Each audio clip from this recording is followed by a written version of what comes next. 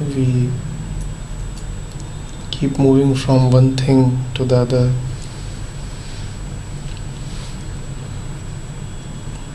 And every situation, every time, every age has its own promises, own attractions. But things don't last. They attract, they promise, but they just don't last. And then one wants change. Then one wants more change. But what is really changing? Really changing. What is really changing if one continues to want change?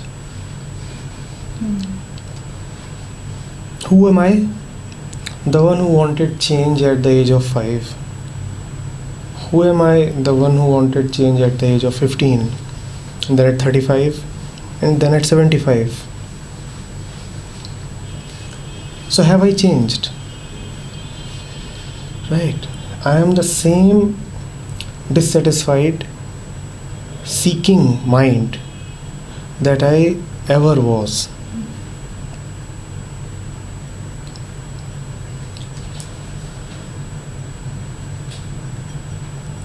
What is the remedy that the mind can think of? It can seek remedy only within the area of its operation. Mind is full of things. If you ask it, what do you want? It has no option but to answer in terms of another thing. Even if it is not fully convinced that what it wants next is a thing, yet it has no option available. Suppose it gets a whiff of something. It wants to express that what I want is not a thing. Firstly, it won't get a whiff. And even if it does, suppose it is extremely lucky, and it does get some inkling that what it wants is really not a thing, how is it going to express it to others and even to itself? It cannot. Mind operates through thoughts and language, and language has no words for no things. All it can say is nothing. All it can say is nothing. Now, the problem with the mind is when it does not perceive a thing, it says nothing. These are the only two options available to it. What do you want? I want either a thing, and if I don't want a thing, it is nothing. Now, is there something which is not a thing and yet it is something? No. Is there something which is not a thing and yet it is? Mind cannot really answer this question. But what is certain is that it wants something and it keeps feeding itself with things, and what it wants is not taken care of. So you look at the situation carefully once again. The mind wants something. It has no option but to operate in its own domain. Its domain is of things. What is the definition of a thing? Something that has a name, a shape, Physical exists, entity. yes, a physical entity, existing in time and space. So the mind wants something. When the mind wants something, it has no option but to think that what it wants is a physical entity thing. So it keeps feeding itself with things. And when I say things, I'm including everything that has a name, form, shape, which is within the domain of language. Which that includes ideas, people, material objects, dreams, visions, and everything, right? So it keeps taking in all those things, keeps exploring them, and it doesn't get satisfied. The proof is at 5, 15, 35, and 75, I am equally thirsty.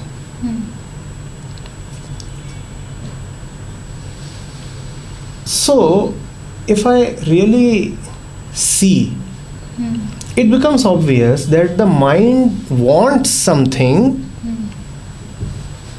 which is not a thing. Because things have not been able to quench its thirst. The moment you say this, your rational part wants to revolt. It says, if I want something, it has to be a thing. You look at the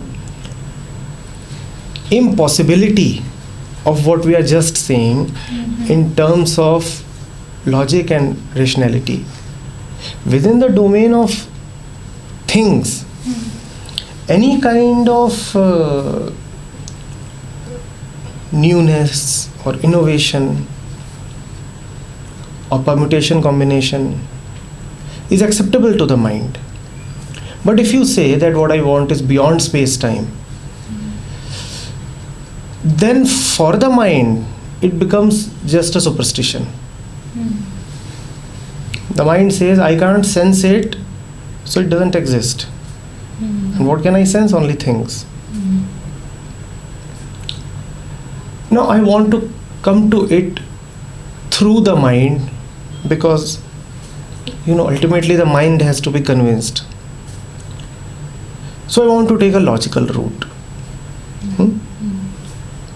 That is why I am asking this again to you. I have been wanting something, and the entire mankind has been wanting. Man's journey from birth till death is a journey of wanting. And when you say one wants things. And it is obvious that wanting never ceases. So man's search for things never ceases. And things don't satisfy man. Now what prevents us from then seeing something very apparent, which is that we don't really want things. Now this makes us feel helpless, because when it comes to things, we have a little control over them, right? We know there is something located there, so I can go and pick it up. We know there is something somewhere which can be built, so there can be a method to build it. We know there is something with somebody, so that somebody can be made agreeable or manipulated to give that thing to me. So when it comes to things, we have a certain power. The I has a certain power. At least I can think of what I want. Even if I can't get it, I can at least dream what I want. And even dreaming is within space-time. When it comes to accepting that what I want is not a thing, then you feel so utterly powerless. I want something and I can't even dream of what I want. Do you see the helplessness inherent in this? And what I want is my deepest desire. It doesn't let me sleep. It doesn't let me come to rest. It is keeping me restive all the time. It has gained possession of me. That possession shows in different ways. That possession shows in the way I'm crazy for shopping. That possession shows in the way I look to change my wardrobe. That possession shows in the way I keep switching relationships, one thing after the other. Even carrying the remote control, the TV remote control in your hand and flipping channels. So the entire completeness of the way I have been taken over by the desire to change shows up in my daily routine. I want to change everything. I can't stay with something. And if I am with something, then the fear of change haunts me. You see, when something is not changing, then I want it to change. And when something appears stable for a while, then I want to keep it stable, and the fear of change haunts me. So this thing has taken complete control of me, and I am so damn powerless that I can't even conceive what I want. Now, I won't even admit it then. I will say, better to chase things than to admit that what I want is not a thing. Because if I admit that, then I have nothing to do. You see, if I want a thing, if I want a university degree, right? If I want $1 billion rupees, if I want the biggest diamond in the universe, if I want to settle on Saturn, I have at least a semblance of control over these things. But if I say that I want something desperately, and what I want cannot even be thought of, then what am I left with? I'm left with utter helplessness. So, because we are not very honest with ourselves, we don't admit it. You see, any man with even a touch of intelligence comes to see this quite early in his life.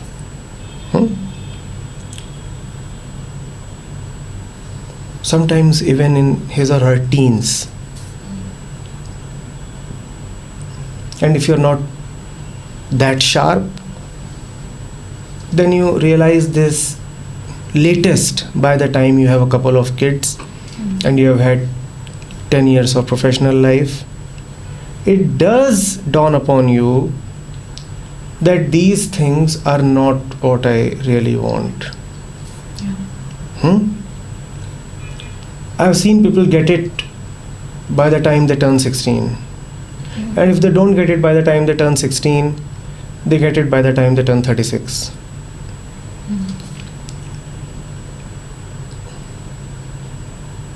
And there is a lot of life left even after 36, so you can,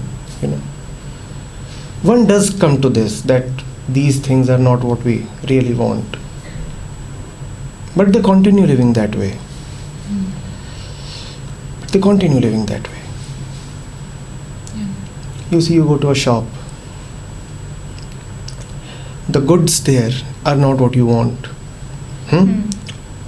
You can easily admit, oh, these are not the things that I wanted. Why can you easily admit that? Because there is an adjoining shop to which you can move. Things are still within your control. You are on top. You can decide to walk out and then enter in another shop. Right? When it comes to the inner craving, you can only walk out. There is no next shop. So man says, better to remain in a shop than to walk out and be at the mercy of God knows what. You can only choose to drop. You cannot choose to enter any other place, because the other place too has just things. And what you're saying is, if it's a thing, it doesn't satisfy me. So you can only drop out. Right? Now, that horrifies the ego. That is so scary. I don't like a particular kind of food. Ordering something else from the menu is all right. But to say that the entire menu is full of unpalatable stuff. Now, immediately there is a warning signal, starvation, starvation, starvation. What would you be left with? You are going to die. Life would be. Here what you require is faith. And faith is not the religious man's prerogative. I am saying it is the common man's imperative. That is why I am trying to come to it through the logical route. It is an imperative. I am saying faith is a compulsion. Why? Because nothing else is anyway going to help you.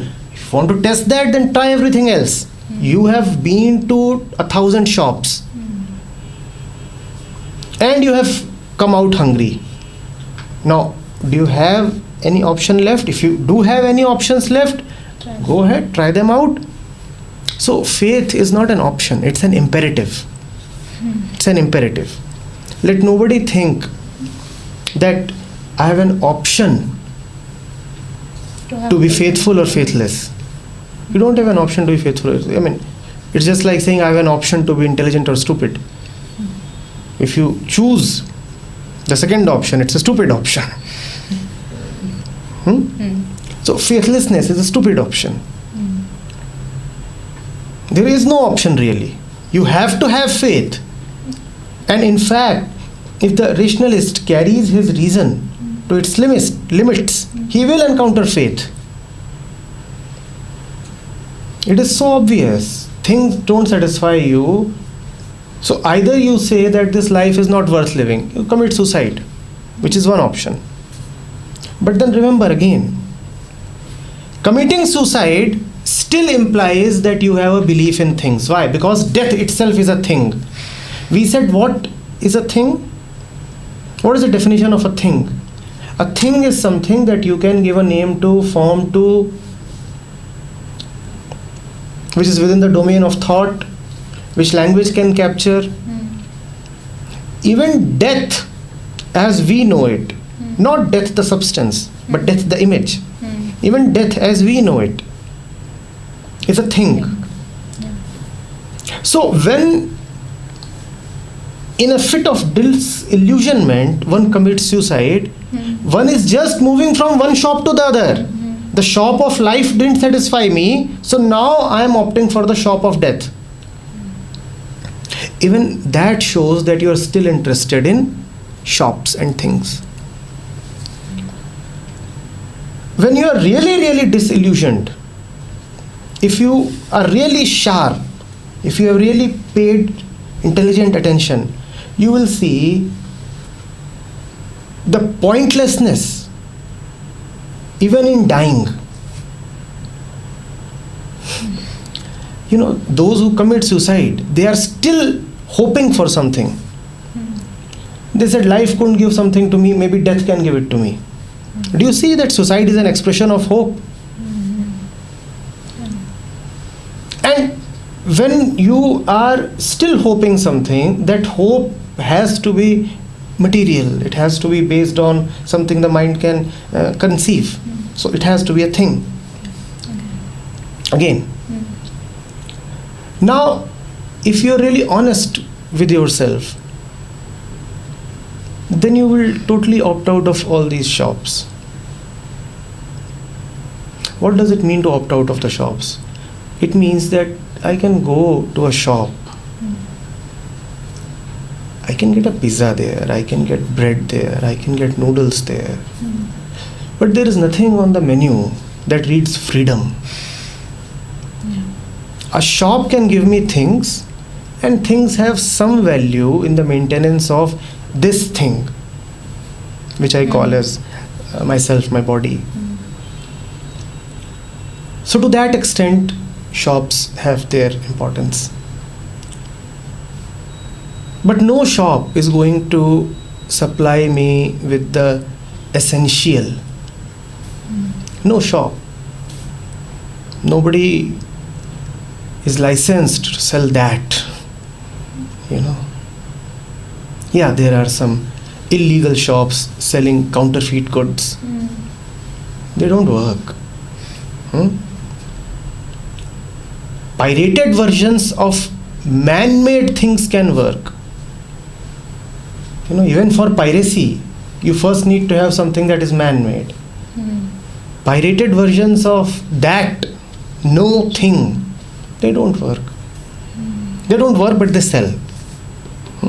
Such is the stupidity of the buyers.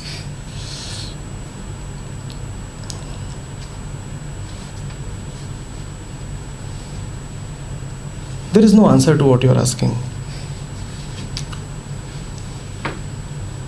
But there can be honesty in the question. You get what I'm saying?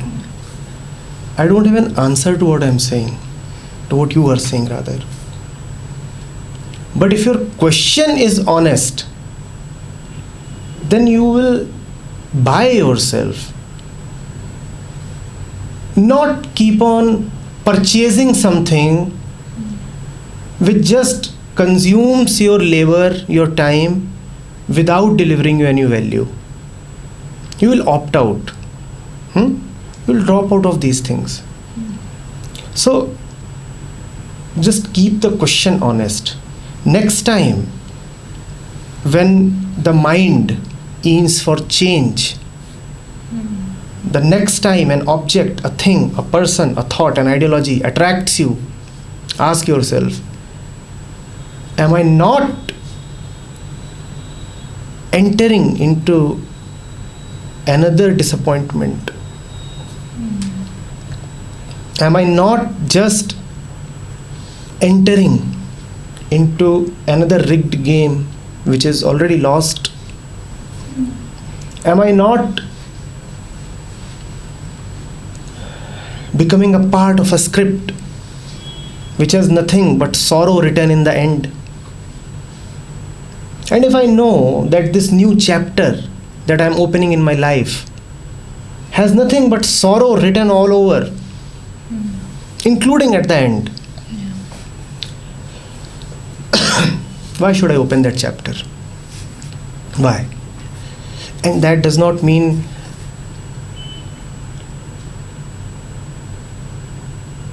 opting out of everything. That means a new beginning. But I won't want to say too much on it. I don't want it to become another kind of hope. It is sufficient for one to know that the shop won't satisfy you.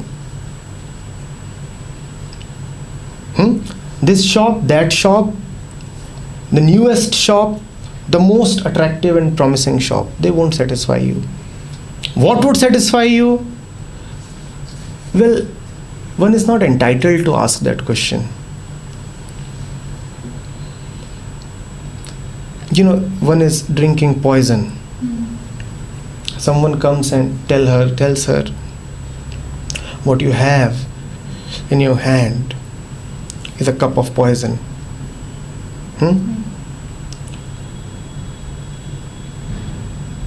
Is that not sufficient? Or would you rather ask that man that now that you're telling me that this is poison, you are also obliged to tell me where is honey and where is tea and where is coffee and milk? Having known that what you have in your hands is poison, just drop it. Of what utility is the question about honey? Honey may come, honey may not come. At least get rid of the poison. Whatever would come would be better than poison. Is that not a certainty? So get rid of poison. Why ask miscellaneous questions?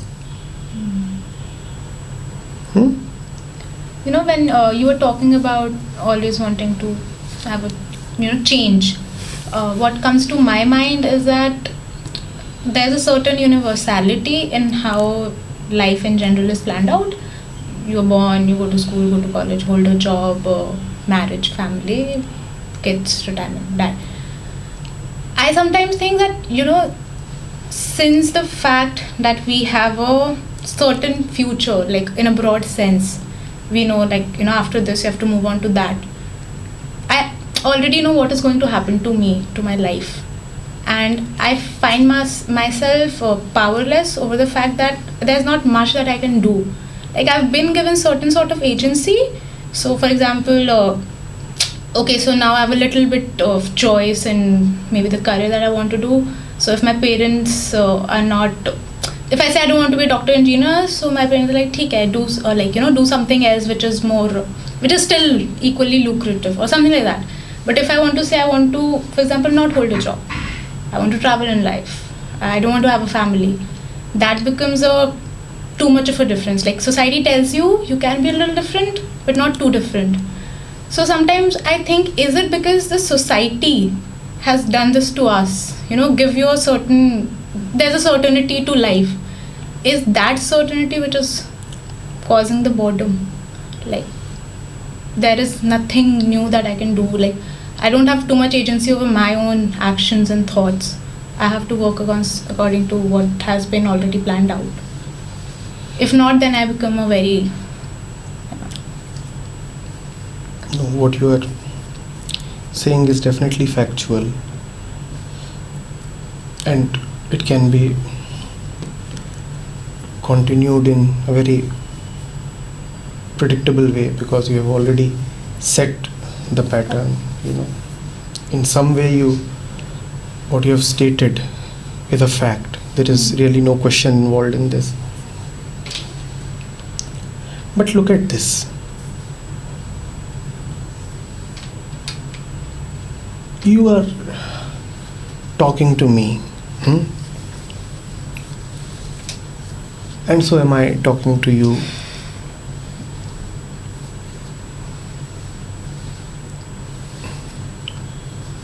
Doesn't your next question depend on my response to the previous one? Yeah. Definitely.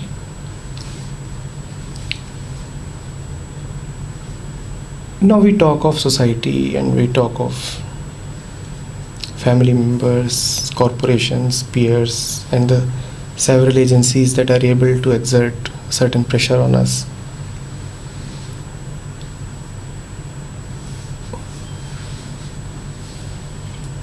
Would their response to us in a particular situation not depend on what they have seen of us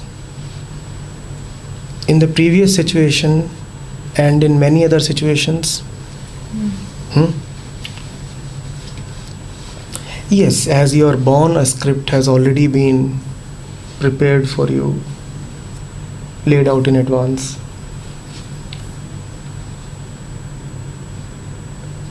But why would anybody think that there is something in you which can go beyond that script? Yeah, exactly. Like, that is the question. Is there a part of me which is feeling bored? Is because it knows it can go beyond that script, but the script is so limiting that... Why should I think that you can when go you say beyond that the script? We only know of things, we don't know of no things, right? So I could relate it to that. I only know of a script, I don't know of a non-script. I don't know if life can also exist outside this purview of the script in a different manner. Richa, there are 1,000 women and 1,000 youngsters all around us, aren't there? And look at their lives. Repetitive, hackneyed, monotonous. What makes you think that one of them can go beyond their lives? You look at men.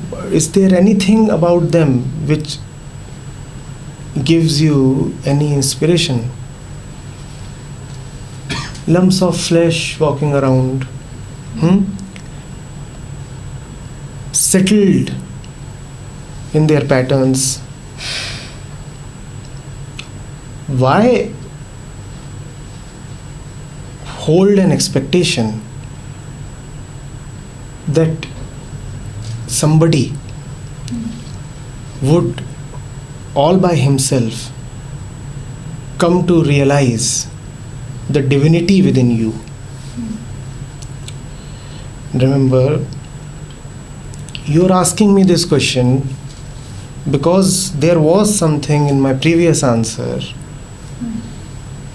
which gave you the sureness that you can continue this discussion and ask me a fresh question and expect a fresh response. Had you known that all I do is give pattern based answers, then you would have known that I would simply repeat what I have been saying over the years. Do we help others have confidence in our ability to do anything new?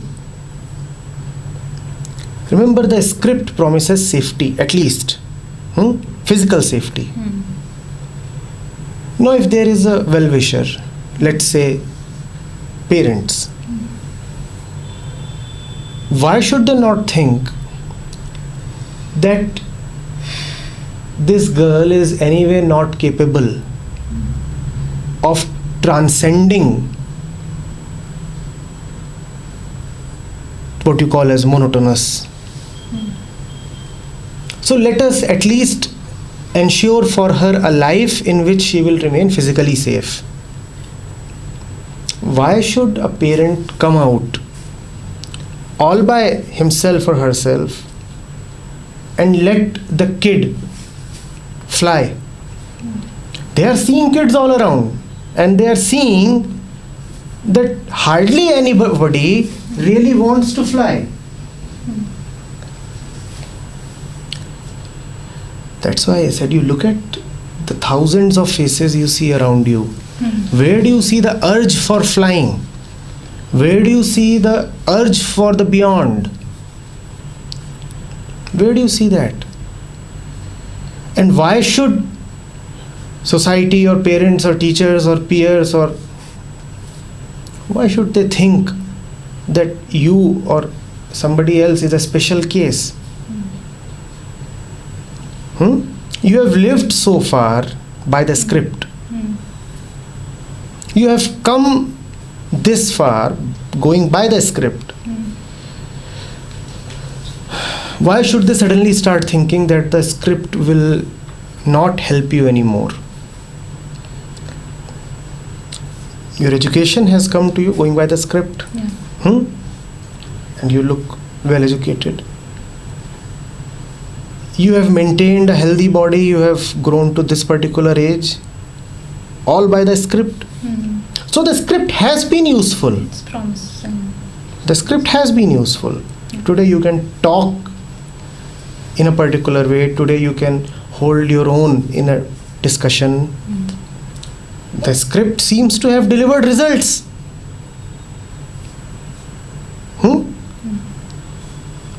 The script has prepared a healthy looking youngster with the ability to think. Why should somebody all of a sudden say that the script has become invalid? Why? Are you giving them any reasons? Are you helping them be inspired to believe that the time has come to shrug off the script? That the book now needs to be closed? Or at least one needs to turn a new chapter?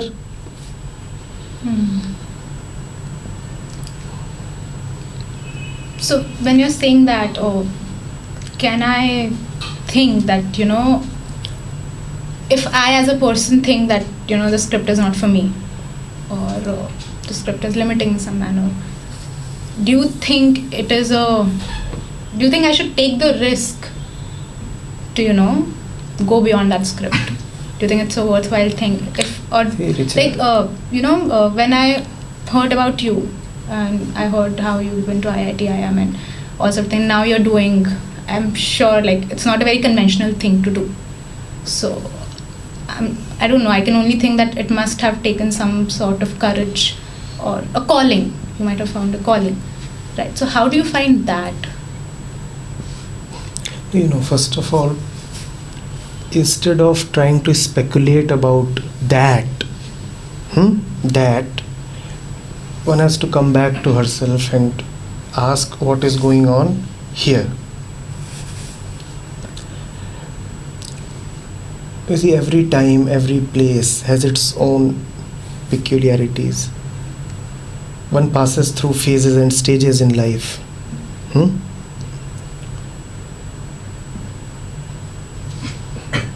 You have heard of the phrase terrible twos? 2-year-olds, they are such a menace. They are called terrible twos. The 5-year-olds have their own peculiarities.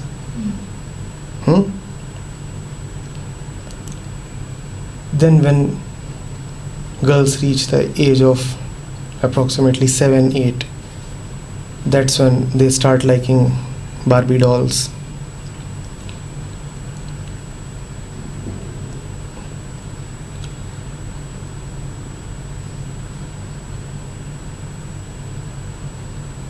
Young age too has its own peculiarities and fads.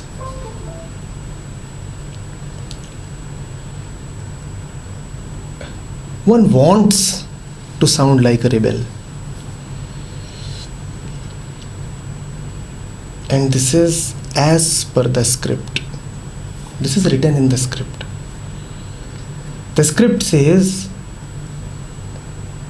in chapter number 7 that having come to this chapter, now thou shalt rebel against the script. The script says that having come to this particular age, having been educated so far, now is your time to rebel against the script. That is what the script says. So am I really rebelling, or is it just a fad? Am I really rebelling, or is it just one of those things that happen with time? The beat movement, the pop culture,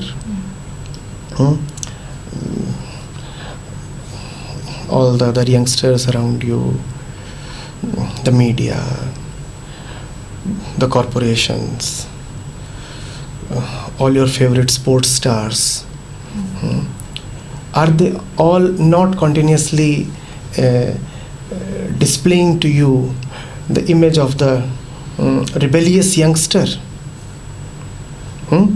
Look at the sports stars, for example, who are so popular. Who are those people? They are the people who look like rebels. They look angry. They want to break away from the old. And this breaking away from the old is very, very old. It has been happening since centuries and centuries and centuries. What's new about this? They say that if you are not a communist at 20, then you don't have a heart. And if you don't turn back into a capitalist by 40, then you don't have a mind. So everybody is a rebel at 20. Everybody. You go to college canteens, even the man serving tea there is a rebel. Such is the rebelliousness of the whole atmosphere. Everybody is a rebel. Everybody says the system sucks. And then you have movies where you have songs where Sadda Hak. And you like it so much. In fact, it would be an insult to not to sound a rebel. It would be an insult to not to sound a rebel. How much of this rebellion is really going to hold? That's why I always ask, What is the extent of honesty in the question? To what extent are you prepared to back yourself up? Is it just a fashion statement, or are you going to live by it and pay for it by life? Exactly. Are you prepared to pay the price with your life? Otherwise, it looks nice, cool, very cool. Exactly. What that is, I think, what is the thing with me. So I feel all this that I'm disinterested, I'm bored, but I don't do much about it.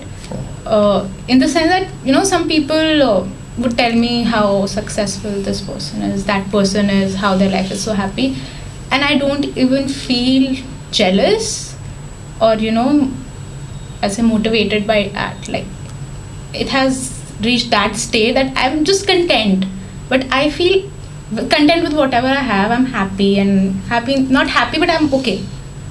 I'm fine with the things that they are. I'm not interested in them, but I'm fine. But is that thing stopping my growth? Is being content with whatever you have is stopping your growth in a way? Rajat, do you know what kind of fire is required to melt your chains? You do not require an ordinary feeble spark. You require a raging fire. Raging fire. Such fire that melts steel down. A few sparks here and there, they don't help. They don't help. One requires a wildfire, a jungle fire. One needs to have it in her heart. A few sparks everybody has. There is nobody who is so well adjusted that he never feels like rebelling. There is nobody who is so well adjusted. Everybody in this world occasionally has that rebellious thing rising in his heart. Occasionally.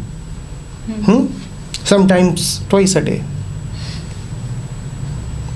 Sometimes twice a year. You didn't get the salary increment you wanted, and you feel like burning down the entire world. This is the scope and cause of your rebellious uprising. What happened? Why are you feeling that the world is worthless and no shop would ever help you? You found that your wife has been sexting somebody else. And how did you discover that? You were snooping on her phone. Now you feel, oh my God, the entire world is such an evil place. And you listen to a CD of those kinds of songs for 2-3 days. And then everything is back to normal. One night of good sex and everything falls in place. So that is not the fire that can burn chains. That is like the fire of a well-adjusted homely kitchen. You do have fires in every household, but they are used to cook good food, roti. None of those fires are really going to bring the house down. Instead, they help in maintaining the whole thing warm and cozy. That kind of fire will not help. You cannot say that I look at all the falseness, but then I quickly come back to my routine. It won't help. If you really see that it is false, you do something about it. Of course, you are limited by the extent of your experience and resources and such things. But you can never come out of it normal. You can never say that I did nothing. If you are an 8-year-old, you do what an 8-year-old can do. And if you're 28, you do what a 28-year-old can do. But you would do something. Realization immediately translates into action. And if you say, no, there is no action, but I see that nothing satisfies me and everything just bores me. If everything just bores you, why are you torturing yourself with repetitive boredom? Oh, it's such a boring movie, it's such a boring movie. And where do I find you again? Next day? Watching the same movie and having spent $300 more. No. Where is integrity in all this? Where is the honesty that can redeem you?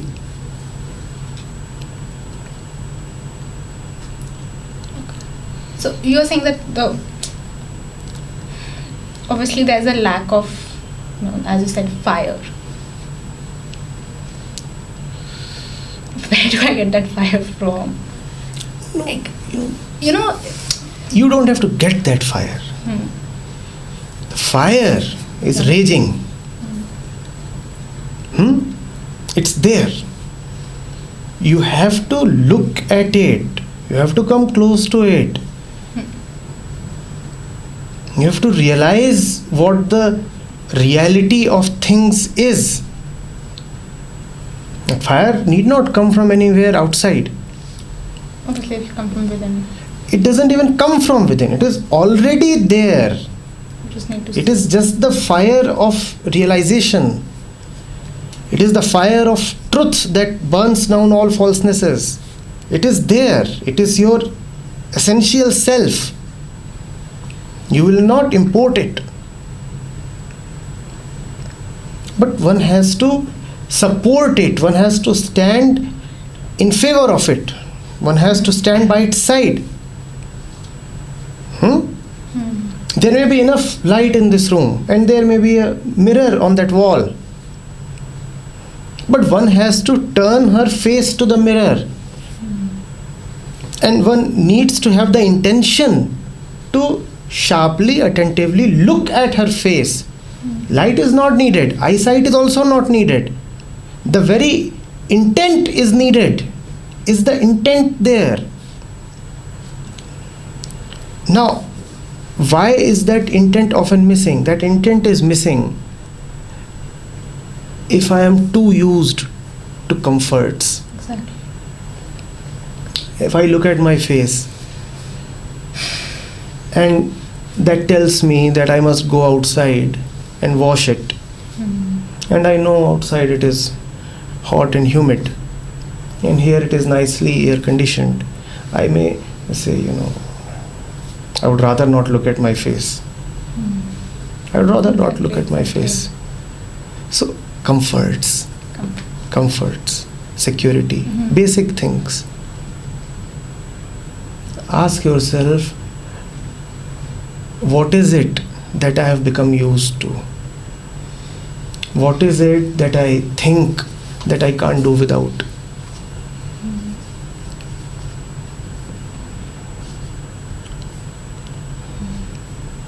If one becomes ready to live with the bare minimum, if one feels that richness within, that she says that not much of the outside is needed, that does not mean that one has to become a renunciate or a sadhu. That only means that one feels so filled within that it seems stupid to pick too many things on the outside.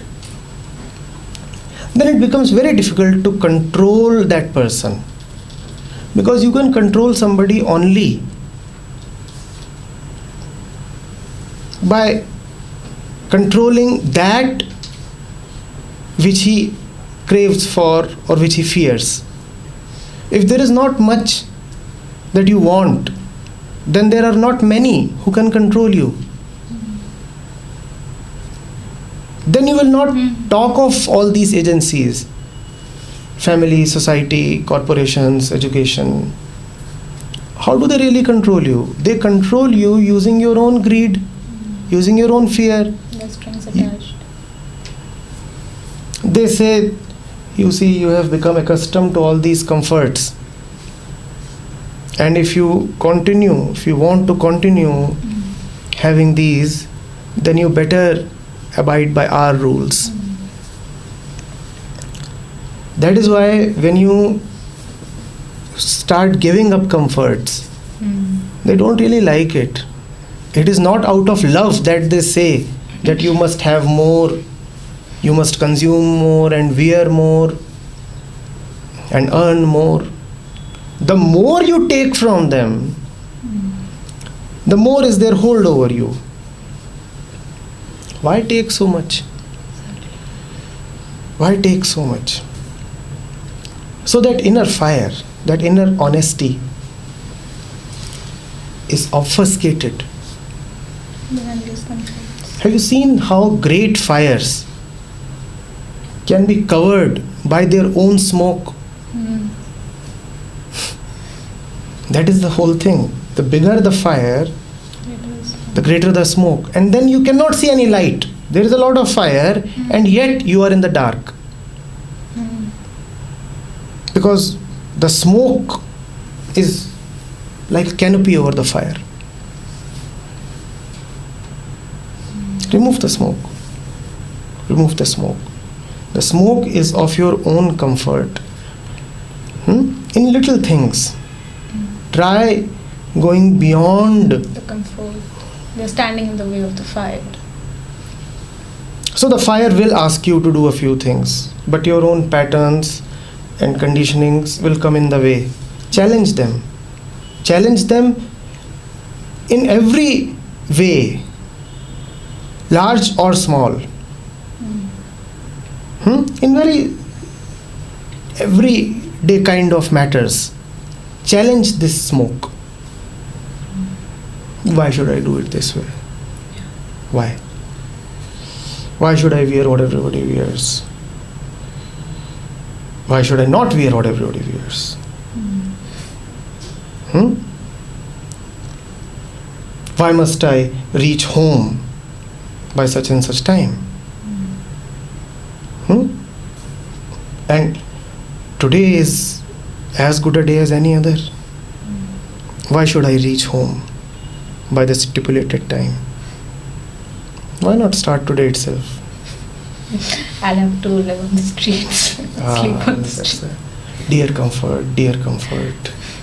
What's wrong with the streets? It's unsafe. What is at risk? What can be stolen? I know there could be thugs, animals, rapists, killers.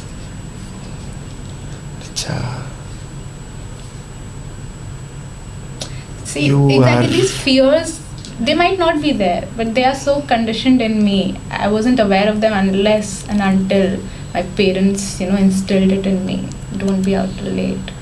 Don't do this. Like, come back home by this time. It's not because I want to. They aren't here right now. They are back at home. See, they're in here. They don't have to be here physically. Should I ask them? Oh, definitely. Are they there? They are there. Are they there? Do they want to be there? Are you carrying them? I'm carrying them. The choice is? Choice. Is yours. Yeah. The choice is yours. You can dismount the whole thing. But obviously I'm so dependent on them. Comforts, but I am dependent on them. Right?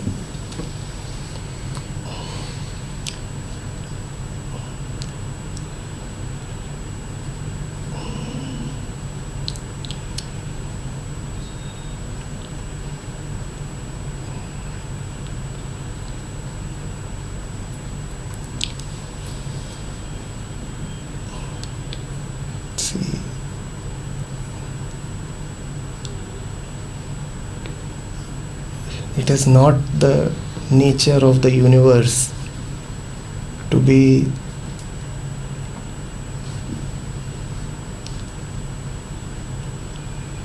hostile towards anything or anybody within it. If I am saying that the streets don't really intend to harm you, how can I say that parents intend to harm you?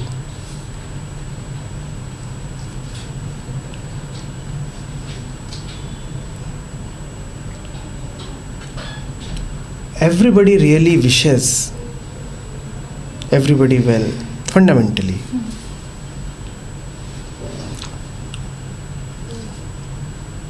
Due to several kinds of pulls and pushes, then ill will and jealousy and other things come in. Otherwise, it is not really man's nature to be vicious. Let them see an honest desire on your part. Let the parents see an honest desire on your part. And then see whether they still obstruct your ways. But there's a fear that is inside, right? It is the fear which is stopping me from, giving up the comforts, see that fire, fear that wants me maybe to go giving back up the home. comforts won't be needed to that austere extent to which you are imagining. Right now, maybe your mind is conjuring up images of walking without foods, and in tattered shoes, and in shredded clothes, right? Facing the beating sun on your face, not even getting pure water to drink.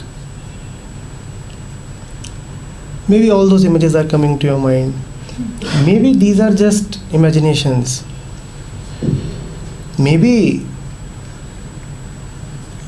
going to this desperate extent won't be needed. Can we at least take a few baby steps? Instead of imagining so much, can you at least test the facts?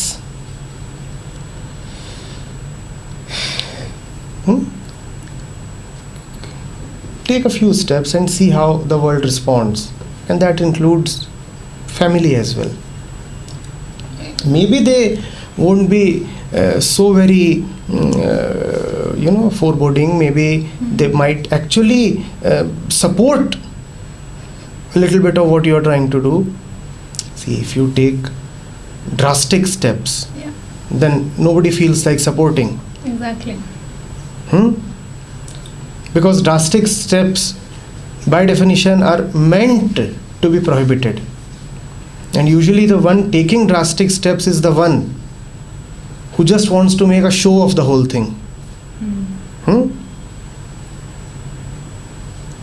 So take a few real steps, and then test for yourself whether a little bit of resistance will be there, but unexpectedly a little bit of support might also be there.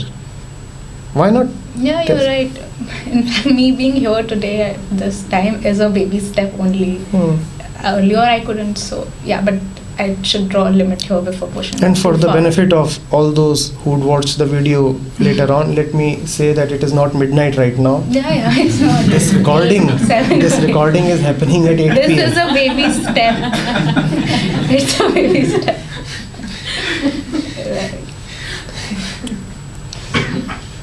So take a few more such baby steps, huh? Yeah, but I should give them a time to adjust to this baby step. Yes. Sooner than later, the baby becomes a giant. That's what baby is meant to be. A healthy, strong individual who can run, leap,